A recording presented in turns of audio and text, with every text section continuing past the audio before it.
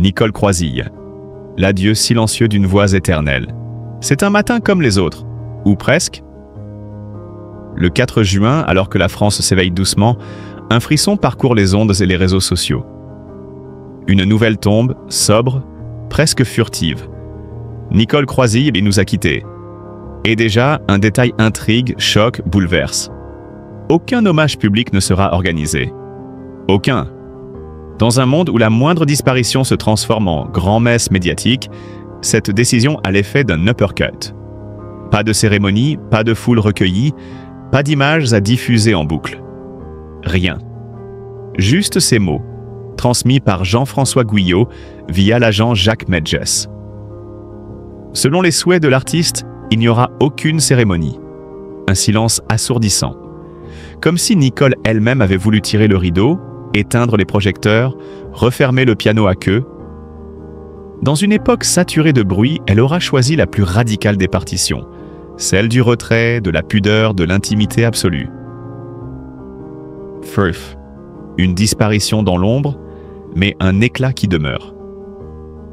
Les obsèques se tiendront donc dans la plus stricte intimité, sans personnalité, sans fans, sans caméra. Une crémation discrète, loin des regards, quelque part dans un lieu tenu secret.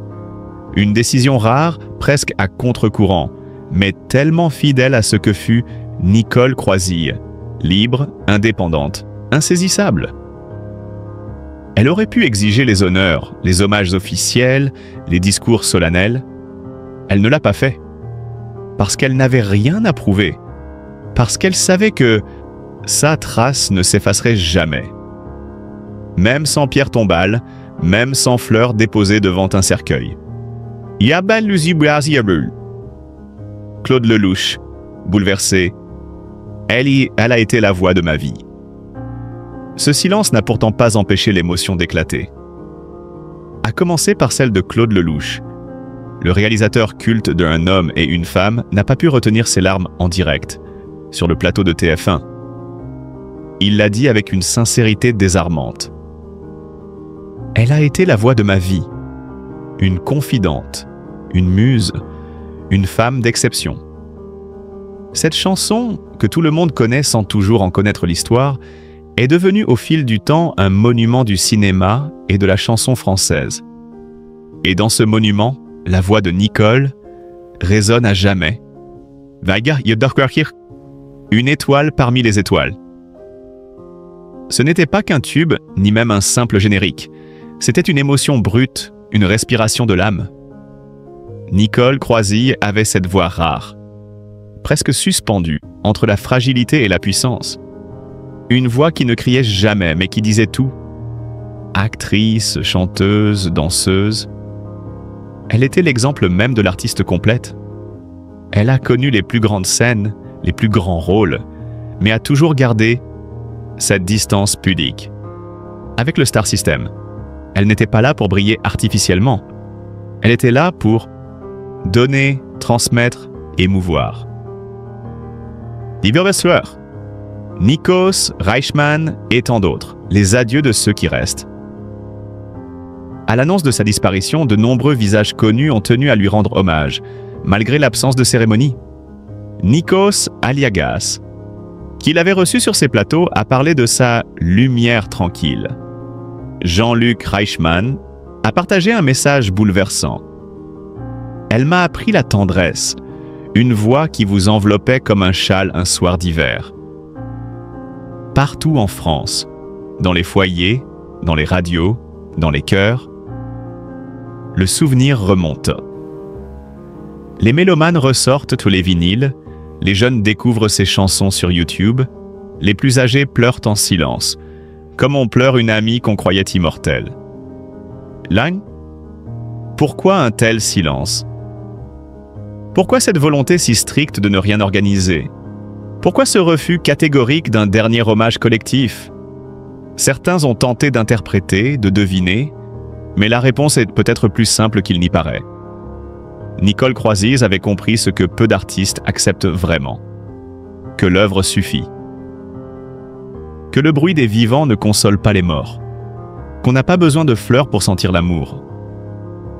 son adieu n'est pas un effacement. C'est un geste ultime d'élégance, de foi en la mémoire collective. Elle savait que sa voix lui survivrait. Elle savait qu'on l'écouterait encore dans 50 ans. Elle n'avait pas besoin de tombe, elle avait des chansons. Akiamu Asikraf, l'écho d'une grandeur silencieuse. Alors que tant de célébrités multiplient les mises en scène jusqu'à leur dernier souffle, Nicole Croisille nous offre une leçon de dignité. Son départ est à son image, profond, sincère, libre. Elle s'en va sur la pointe des pieds, mais laisse derrière elle une trace indélébile. Et dans cette époque qui court après le sensationnel, cet adieu sans faste devient le plus émouvant des hommages. Une artiste qui choisit le silence, c'est une artiste qui nous parle plus fort que jamais. Nicole Croisille n'est plus, mais elle est partout. Dans les notes suspendues de « Un homme et une femme », dans les souvenirs d'un Claude Lelouch bouleversé, dans les frissons de ceux qui l'ont entendu une fois et ne l'ont jamais oublié. Elle est partie sans bruit, mais son silence résonne. Pour l'éternité. Nicole Croisille, le chant d'une femme libre, portée par la passion plutôt que par l'amour. Il existe des trajectoires qui défertillent les normes, des destins qui refusent de s'incliner devant les attentes sociales. Celui de Nicole Croisille en fait incontestablement partie. À travers ses mots, sa voix, sa présence scénique, elle a toujours incarné une forme rare de liberté, celle d'une femme qui n'a jamais laissé l'amour prendre le pas sur sa passion. Dans « Je n'ai pas vu passer le temps », son autobiographie parue en 2006, elle livre une vérité brute, presque déroutante. « J'ai décidé une fois pour toutes de privilégier ma carrière à mes sentiments. » Une phrase comme un coup de tonnerre. Mais pour Nicole Croisille, ce n'est pas un sacrifice, c'est un choix. Un choix d'une clarté absolue, qui traverse toute sa vie comme un fil rouge incandescent. Là où tant d'autres ont plié face aux exigences de la vie conjugale, elle a gardé le cap, obstinément, fièrement, avec cette intensité propre aux grandes artistes qui refusent les compromis. Car Nicole n'a jamais voulu être une femme comme les autres. Très tôt, elle comprend que sa place n'est pas dans le confort d'un foyer ou dans les bras d'un amour fusionnel, mais dans le tumulte des planches, sous les lumières crues des projecteurs, au cœur du silence sacré d'un studio d'enregistrement. Elle n'a pas fui l'amour. Elle l'a connu, elle l'a vécu, mais elle a choisi de ne pas s'y ancrer. Elle a préféré vibrer pour l'art, se nourrir de la scène, grandir dans le tumulte des émotions que seul le spectacle vivant peut offrir. Et pourtant, derrière cette armure forgée par les années, il y a une femme profondément humaine. En 2017, lors d'un entretien bouleversant avec Gala, elle lâche une phrase pleine de lucidité. « J'ai eu des hommes dans ma vie, mais je préfère désormais être seule et avoir de vrais amis sur lesquels je peux compter. » Il n'y a pas d'amertume dans ces mots, juste une sagesse douce, presque apaisée. Comme si elle avait compris, au fil du temps, que la solitude pouvait aussi être un luxe. Un choix précieux dans un monde qui pousse sans cesse à se définir par l'autre.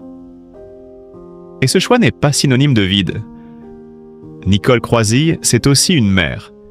Une femme qui, loin du tumulte médiatique, a su construire une famille sans jamais exposer ce qu'elle a de plus intime. Peu d'informations ont filtré sur cette facette de sa vie, mais cela n'enlève rien à sa profondeur. Au contraire, cela témoigne d'une pudeur rare à notre époque, d'un désir farouche de protéger ce qu'elle a de plus cher.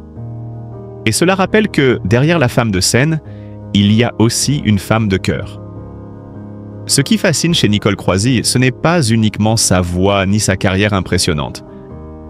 C'est cette cohérence, cette fidélité absolue à ses convictions. Elle a refusé de jouer un rôle qu'on voulait lui imposer. Elle a refusé d'entrer dans le moule, de devenir l'épouse modèle, la femme sage et rangée. Elle a préféré être entière, parfois solitaire, mais toujours libre.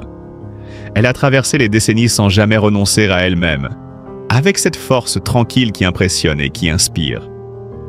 Son parcours n'est pas celui d'une femme sans amour, mais celui d'une femme qui a choisi un autre amour, celui de la scène, du public, de la création. Un amour plus vaste, plus tumultueux, plus exigeant aussi. Mais un amour qui ne trahit jamais, qui ne déçoit pas et qui, surtout, ne la limite pas.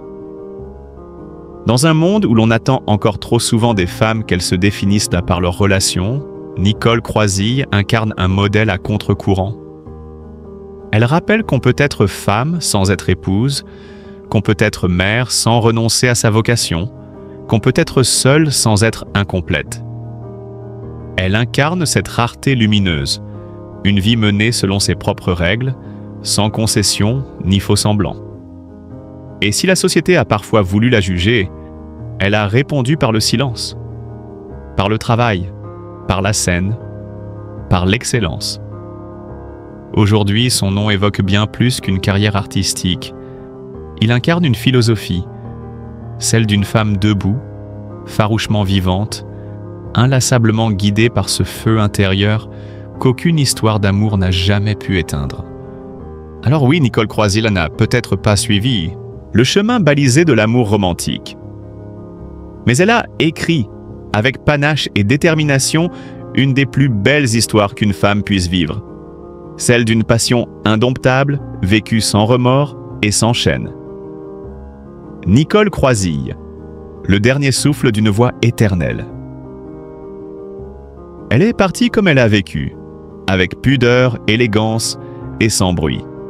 Ce 4 juin 2025, à l'âge de 88 ans, Nicole Croisille a quitté ce monde, emportée par une longue maladie qu'elle avait affrontée en silence. Et si la presse a sobrement annoncé sa disparition, l'émotion, elle, a envahi les cœurs de ceux qui l'ont connue. Écoutée, admirée. Car Nicole n'était pas simplement une chanteuse ou une actrice. Elle était une empreinte sonore, une vibration d'âme, une voix qui a traversé les décennies sans jamais fléchir. Mais qui était vraiment Nicole Croisille? Et pourquoi son départ si discret semble aujourd'hui si assourdissant de nostalgie et d'amour retenu? Le destin d'une étoile à contre-courant. Née en 1936, Nicole Croisille n'avait rien d'une étoile filante. Pas de fulgurance médiatique, pas de scandale, pas de buzz. Ce qu'elle offrait, c'était tout le contraire. De la constance, de la profondeur, de l'authenticité. À une époque où le show business sacrifie l'âme pour un quart d'heure de célébrité, Nicole a construit sa légende dans l'ombre des projecteurs, avec le souci constant de l'art juste, de la note vraie, du mot sincère. Avant de devenir chanteuse, Nicole est d'abord danseuse. Formée à la Comédie Française, elle apprivoise le mouvement, la discipline, le silence du corps. Mais très vite, c'est sa voix qui attire l'attention. Une voix chaude, enveloppante, immédiatement reconnaissable. Une voix qui ne crie jamais, mais qui dit tout. Dès les années 60, elle entre dans l'histoire du cinéma français par la grande porte, celle des bandes originales, là où la musique devient mémoire collective. Ravilouls Pierre, Claude Lelouch et la rencontre d'une vie. Ce serait un crime de parler de Nicole Croisille sans évoquer Claude Lelouch, car leur collaboration fut bien plus qu'une suite de contrats. C'était une fusion artistique, presque une histoire d'amour silencieuse, entre une caméra et une voix. C'est en 1966, avec un homme et une femme, ce que la magie opère. Le film devient culte, et dans les mémoires, ce ne sont pas seulement les images qui restent. C'est ce da-ba-da-ba-da, entêtant, intime, inimitable, murmuré par Nicole Croisille. Elle devient alors la voix de Lelouch. Ou peut-être que Lelouch devient l'image de Croisille. Qui sait? Car ensemble, ils créent un langage émotionnel inédit. Puis viendront, vivre pour vivre, les uns et les autres. Il y a des jours et des lunes, itinéraire d'un enfant gâté. À chaque fois, c'est elle. C'est sa voix qui porte les dialogues muets, les regards perdus, les silences lourds. Nicole Croisille ne joue pas un rôle. Elle incarne l'âme des personnages, elle donne un écho au non-dit, elle sublime l'instant. Claude Lelouch, bouleversé par sa disparition, l'a résumé d'une phrase. Nicole, c'était une émotion pure, un souffle de vérité. De Garcia, une carrière riche, loin du vacarme médiatique. Si l'histoire a retenu ses collaborations avec Lelouch, il ne faut pas oublier que Nicole Croisille était aussi une chanteuse à succès. Parmi ses titres cultes, on retrouve « Téléphone-moi », chanson d'amour déchirante, devenue emblématique. Ou encore « Une femme avec toi », déclaration d'indépendance féminine bien avant l'heure. Elle a également marqué les années 90 avec le générique du feuilleton « Les cœurs brûlés ». Série culte dont la musique est encore aujourd'hui associée à des souvenirs familiaux, des fins de week-end, des moments de télé partagés. Elle ne chantait pas pour briller, elle chantait pour raconter, pour ressentir. Chaque chanson était une confidence, une histoire chuchotée à l'oreille du public. Nuamulu le soir, un départ à son image, sans bruit, mais chargé de sens. Ce qui frappe dans l'annonce de sa mort, ce n'est pas la nouvelle elle-même. À 88 ans, la fin semblait approcher. Mais la manière. Pas de cérémonie nationale, pas de discours officiel, pas de minute de silence dans les médias. Nicole Croisille avait demandé une chose, partir dans la discrétion. Elle ne voulait ni fleurs, ni hommages, ni grande messe. Juste le silence. Ce même silence qui précédait toujours ses chansons. Ce même silence qu'elle habitait si bien sur scène. Ce silence qu'elle laissait résonner entre deux notes, pour que l'émotion puisse respirer. Thaim, Iyah, les réactions, un tsunami d'amour discret. Et pourtant, malgré sa volonté de retrait, les hommages ont afflué. Non pas dans le vacarme des chaînes d'infos, mais dans la tendresse des messages personnels. Des fans anonymes racontant comment Da Ba Da Ba Da les a bercés toute leur vie. Des artistes saluant une icône discrète. Des journalistes rappelant qu'elle fut, à sa manière, une pionnière. Des témoignages de tendresse, de respect, d'admiration. Car Nicole, c'était une amie de l'ombre. Une présence rassurante. Une voix qui accompagnait les ruptures, les retrouvailles, les soirs de solitude, les matins d'espoir. Nicole Croisille.